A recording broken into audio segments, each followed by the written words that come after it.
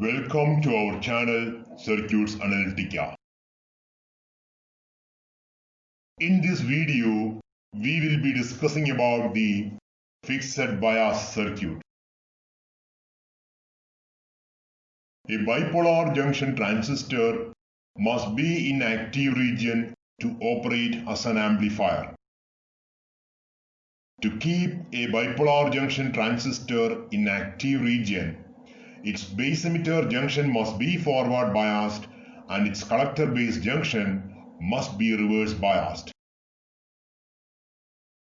Different types of biasing circuits are used to bias a transistor in active region.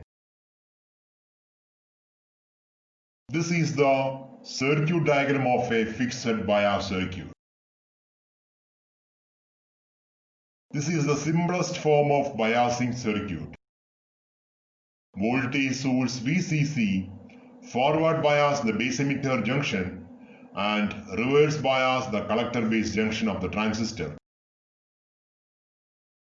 Resistance RC limits the collector current and it is also called as the DC load of the circuit, and resistance RB limits the base current IB. Now let us analyze the circuit for DC currents. Apply KVL to the base emitter loop of the BJT. We will get VCC minus VRB minus VBEQ is equal to 0.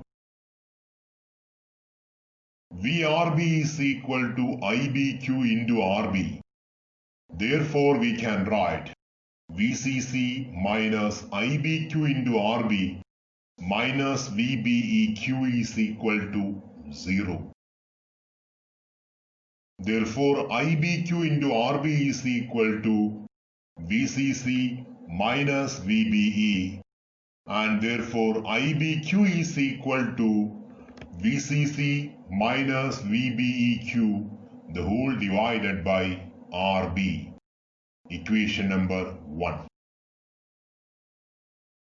Now, let us apply KVL to the collector emitter loop of the BJT. We will get VCC minus VRC minus VCEQ is equal to 0. VRC is equal to ICQ into RC. Therefore, we can write VCC minus ICQ into RC minus VCEQ is equal to 0. Therefore, we can write VCC minus VCEQ is equal to ICQ into RC. And we know that ICQ is equal to beta times IBQ. Equation number 2. Rearranging the terms, we can write VCEQ is equal to VCC minus ICQ into RC. Equation number 3. Now this is the DC load line of the amplifier, where the biasing circuit used is a fixed bias circuit. So to plot the DC load line, we have to consider the KVL for the output loop. VCC is equal to ICRC plus VCE. Put VCE is equal to 0. We will get IC is equal to VCC divided by RC. Put IC is equal to 0. We will get VCE is equal to VCC.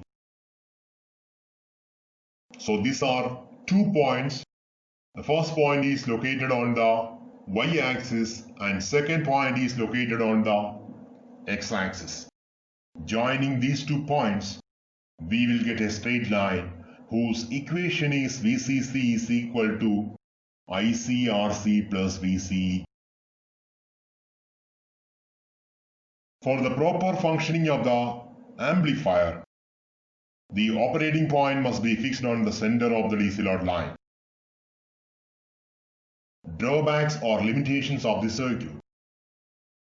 For a fixed bias circuit, the Q point is dependent on ICQ is equal to beta IBQ and VCEQ is equal to VCC minus ICQ into RC. When the transistor in a fixed bias circuit is replaced with a transistor of different beta value, collector current ICQ varies as ICQ is equal to beta times IBQ, which will vary VCEQ also. So the Q point is shifted from the midpoint of the DC load line. Similarly, for any change in ambient temperature, that will result in a change in collector current.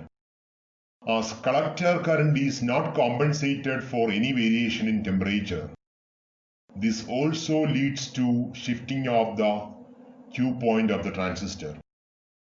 So let us discuss the first point. So here the base current IBQ is fixed, and if the transistor in the fixed bias circuit is permanently damaged due to some reason, we have to replace the damaged transistor with a new transistor of different beta value. So when the existing transistor is replaced with a new transistor of different beta value, collector current ICQ varies, as ICQ is equal to beta into IBQ. This will vary the collector emitter voltage also. Collector current ICQ not only depends upon beta value and base current IBQ. Collector current ICQ also depends upon the leakage current ICBO. So when ambient temperature changes, leakage current ICBO also varies, as the circuit is not compensated for any variation in collector current. And this variation in leakage current leads to a variation in collector current. When leakage current varies, collector current also varies, which leads to shifting of the operating point along the DC load line. Stability factor of the fixed bias circuit is very poor. So this circuit is not at all preferred for practical applications. Thanks for watching Circuits Analytica. Enjoy learning.